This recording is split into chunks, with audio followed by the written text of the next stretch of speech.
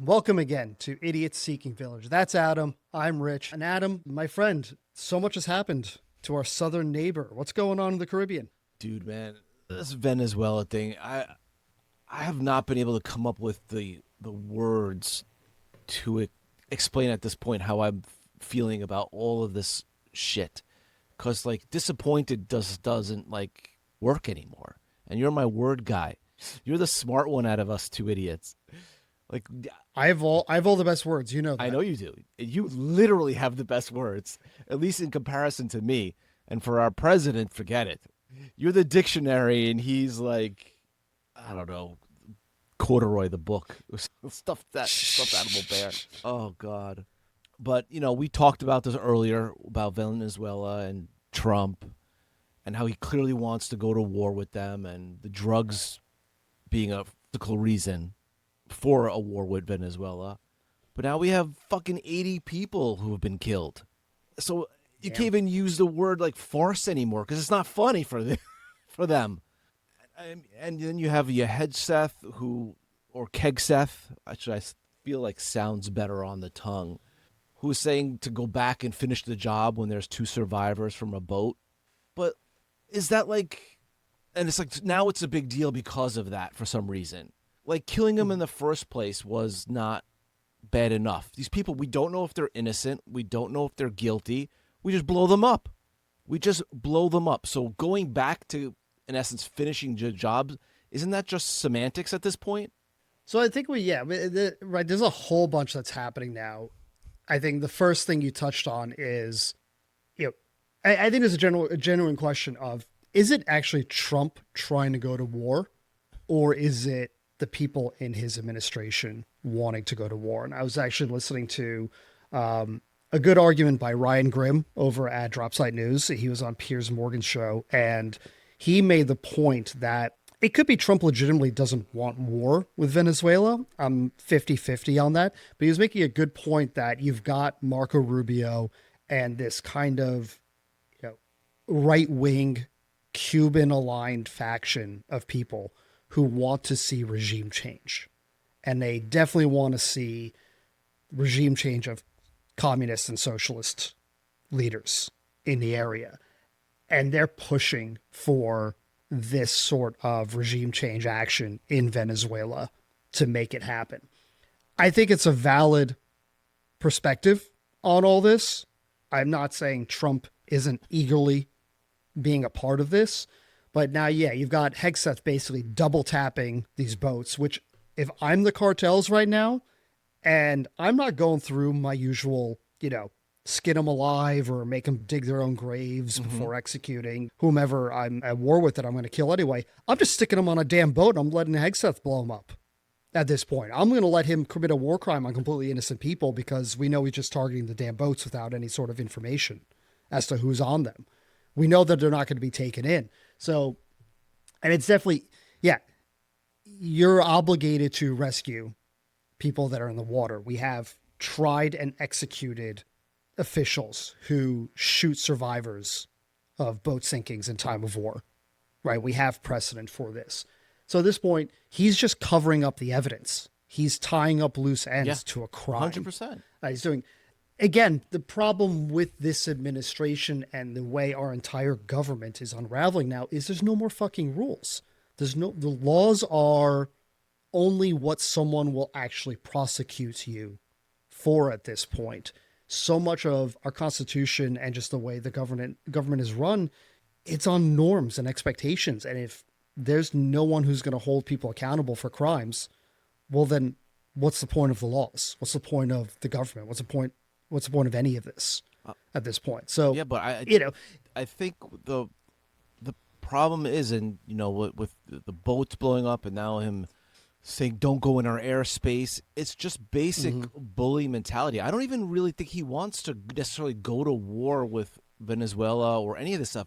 He just wants what he wants, and that's it. He wants Maduro to leave because he wants what he wants from Venezuela. And Maduro really can't give him anything that will be greater than like $1 trillion worth of oil. And I think this might be Trump's vision of his one and final big grift. I could set my family up with billions and billions of dollars of worth of wealth if we just get this fucker out. Because you know what? We're violating laws left and right, but when you're the biggest bully in the room with the biggest guns, who's going to stop you? What are the UN going to say? We think this is a disgrace. Great. Did that stop Russia from invading Ukraine? No. They just did whatever they wanted because who's going to stop them? And it's the same premise.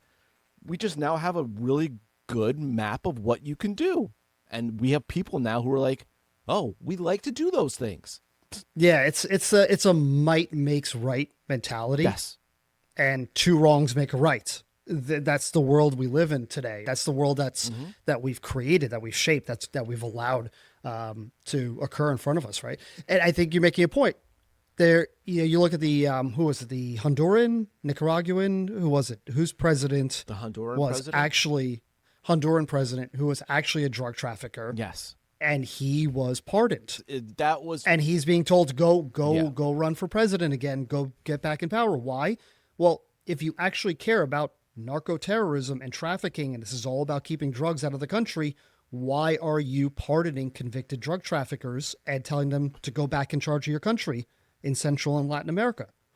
There's no consistency there, right? It's all about who has power and who stands to benefit. And Maduro's a guy he's holding the bag at the moment, and he's going to get caught.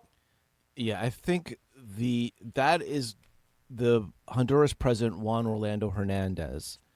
That, to me, is the one that, like, it's past the words of hypocrisy anymore. I really feel this is just Trump's biggest middle finger yet to, like, everyone. Like, just fuck you. Here's a guy who the Department of Justice, we waited till he left the presidency, so he no longer had immunity. We went to their government, asked them to extradite him to us, and they did. A jury found him guilty for 45 years for being a fucking conduit for tons of cocaine. And now he's pardoning him, and in the same breath, he's calling Maduro a drug trafficker who uses Venezuela. What? That is literally a middle fucking finger. There is nothing else but a middle finger, knowing that the people who supports him have fucking serious head trauma injuries to be okay with the bullshit that comes out of this guy's mouth still. There's no other way. Hypocrisy, and I feel like I don't want to say I'm an idiot. I'm just completely baffled by how ridiculous this is and how he could get away with it continuously, other than the fact that Republicans he has by their balls and pussies, and he tells them whatever they want to do because they have fucking no ethics whatsoever, and they're more afraid of losing power and being threatened by their own constituents if they turn on him, because they'll get death threats. I don't even think so much. You started to bring up a separate point. I want to bring it back here. You were bringing up Russia earlier, and now we've got this 28-point peace plan that's been put out there that's clearly got the Kremlin's fingerprints all over it in terms of the benefits. And before we get into the details on that, when you kind of dig below the surface, what you see is it's about money. Mm-hmm. It's about power. It's in the same way that Venezuela has the world's largest oil reserves offshore, and we want control of it, and we want ExxonMobil and all these companies to have access to it and start, business for the oil and gas companies. You're seeing the exact same thing play out with this whole Russia-Ukraine peace plan, where they're talking about unfreezing hundreds of millions of dollars of Russian treasury funds in Europe and essentially going into joint ventures with sanctioned companies like Lukoil, the Russian state gas companies, Gazprom and all them, to go into joint ventures that are being, on the U.S. side, funded by hedge fund owners, major Trump donors, and whatnot. On the Republican side, it's all about the money, man. It's what it boils down to. We're looking at a peace plan that throws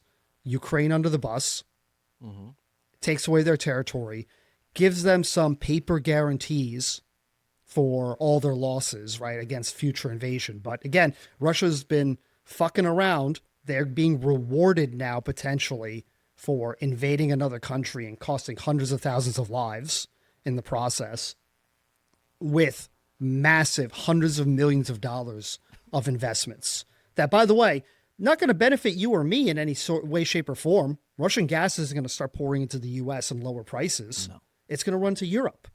But these guys are basically taking advantage of the opportunity to get in there, unfreeze hundreds of millions of dollars of sanctioned money, and to go into business together.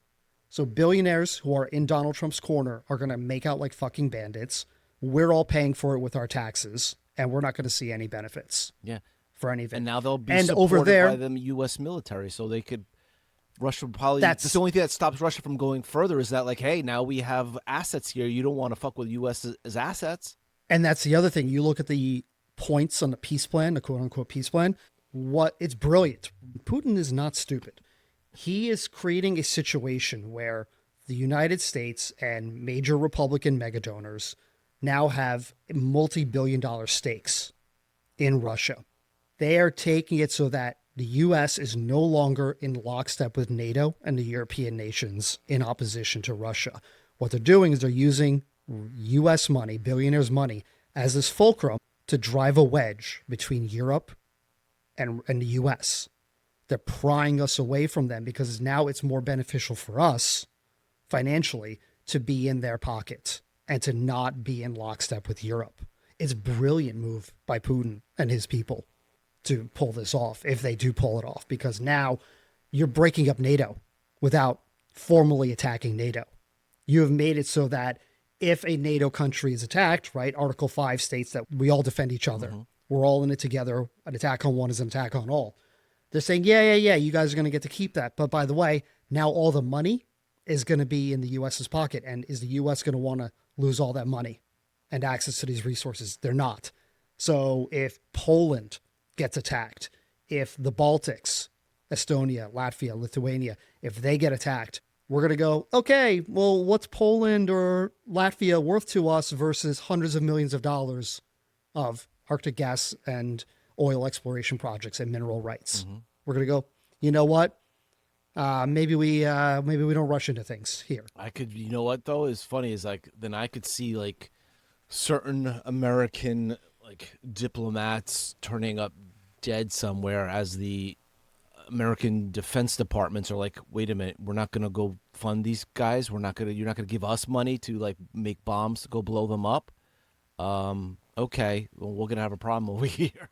Well, that's why we bring it back to Venezuela, right? Venezuela, we don't have this peaceful off-ramp for Maduro. We're not offering it to him. That's where the bombs are going to go. We're going to reposition the military spending away from the Middle East, away from supporting Russia from supporting Ukraine and our NATO allies, and we're going to start to reposition it domestically in the Western Hemisphere. We've given Maduro an off-ramp. I mean, Trump has just spoke to him. Is basically, get out of town or consequences. He's offering him basically a free ride to leave, but he doesn't want to leave. So it's comical because it's basically he's just threatening him because he wants to keep his military, Maduro, and he's like, no, you can't. You can't keep anything. He doesn't want you there anymore. I just think it's all just money now. It's before in the past it's always been about money, but everyone has always tried to hide it. To make it not like it's always communism. It's always communism. It's always freedom. But it was really always about money. It's always been about money. Iraq, now Venezuela, Ukraine. It's all about who's going to grease whose palms first. Who's going to get the riches from it. Yeah, I mean, look, Trump offered Maduro terms, but all he offered him was safe passage out. Yeah, get out. He didn't offer him amnesty or immunity or anything. So yeah, cool. You can get out of the country, but then we're going to fucking hunt you down. Yeah, but do you think immunity from Trump is going to mean anything? I don't believe anything that he says. That's the thing. It's like to believe anything he says, it would be like a nun trying to teach you like the Kama Sutra. You're going to literally listen to her? Does she know what the fuck she's talking about? No. So anything he says is bullshit. Just like Putin. Look at how many people have died from, free elections in Russia. It's Well, yeah, that's part of why Maduro turned him down. He's like, well, fuck you. I don't trust you that if you're not going to even bother offering me immunity, I know you're coming after me. So these terms are bullshit. This is why the Venezuelan airspace got closed, right? That's why that whole tweet went out was that Maduro's like, no, I still like this isn't a good enough offer. And Trump goes, okay, close the airspace, right? So it's funny because it's basically more or less been closed, other than certain American flights are allowed to kind of cross over there, but it's been closed for like years for most like American cargo vehicles and things like that. You know, the United States cannot close it, but at the same time, other countries can't like say, well, we're just going to send our people over Venezuela and take the risk that it doesn't get blown out of the sky at some point. Like, you can't do that. So, and hence, you're doing something way, even though you can't legally do it. Once again, it's the bully. It's the biggest bully in the room. yeah, exactly. But again, we're rewarding bullies in this case, right? With Russia, right? With Putin, with all these guys who are negotiating these terms, right? They've invaded their neighbor. They've invaded a European nation. They've invaded a country that has had close ties to the U.S.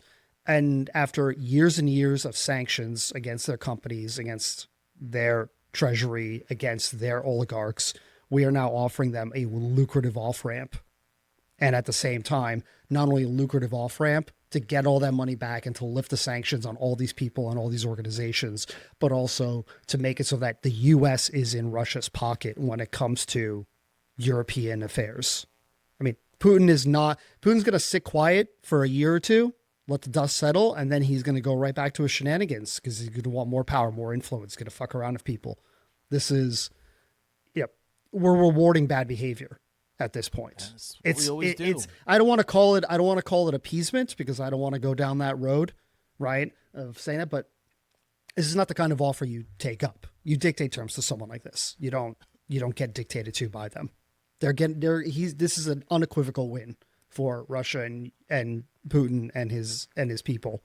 And it's a win for American businessmen who are backing Donald Trump. It's a big loss for everyone else involved. Yeah, that's all that matters, right? Is those businessmen. And as for Poland and all those countries, they're just going to line up and be like, here, why don't you invest here? Why don't we give you stuff here so that it would prevent Russia from invading because you're going to have businesses here. Because it's like, we have to make amends for all those businesses that got punished when they had to leave Russia. So they got to be made whole, just like all the time. Well, it's the fact that we talked about this last week, right? If there's one key difference between the Democratic and Republican Party, is that the Republican Party is firmly in bed with oil interests. And that's what you're seeing play out right here in both of these nations. Yeah, it's a joke. And I just might as well just stop trying to, as years have gone by, we've, now it's more and more out in the open. Let's just say what it is, that you don't give a shit about all these things and you're just doing it for the money. It's just obvious.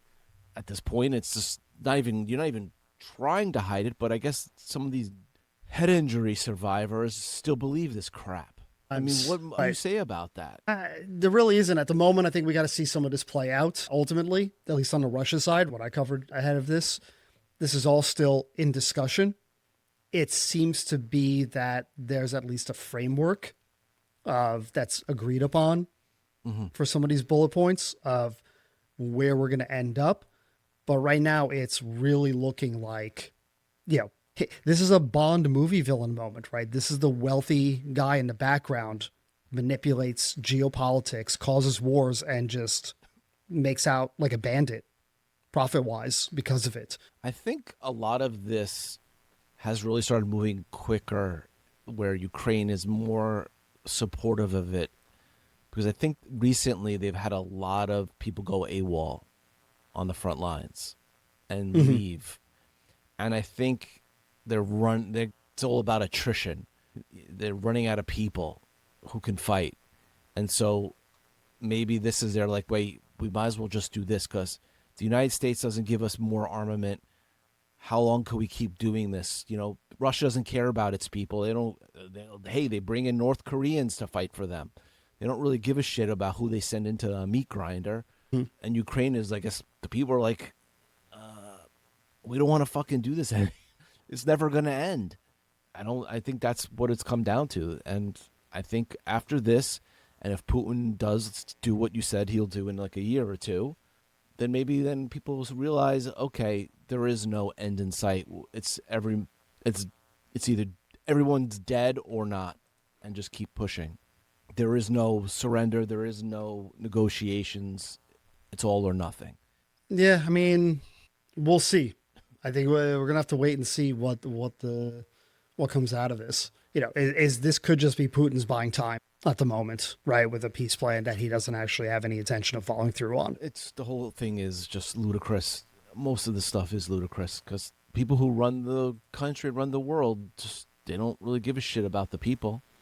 And I don't know when people are going to realize that in America that Trump and his boys really don't care about you. And if that means threatening Venezuela and you saying the word drugs is the reason why, even though it's just so obvious that it means nothing to him and that doesn't resonate with you, then you're pretty much lost.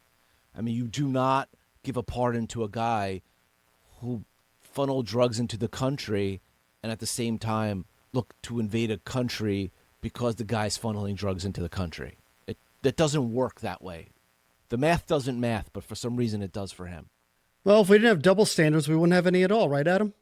Yeah, I guess, but boy, is this some double standard. Because a bunch of people will be like, oh, yeah, rebel, rebel, rebel, rebel, rebel. It's like a bad South Park episode. It is the shittiest South Park episode ever to exist, yet somehow Eric Cartman is still in the fucking center of it the entire time. Yeah. 79-year-old decrepit Cartman who doesn't even know why he got an MRI. Well, I don't want to say I feel bad for Maduro because I don't necessarily really feel bad. It's just like saying the word. But it's like, man, he's in between a rock and a hard place. But you know what? His people help keep him there. So, I don't know. It's just a run-of-the-mill shitty dictator who uses police and security forces to oppress the people. This is a tale as old as time. And of course, the opposition is out there trying to paint themselves as freedom fighters. And look, was he elected under bullshit circumstances? Absolutely. Right. He's been holding onto power illegally.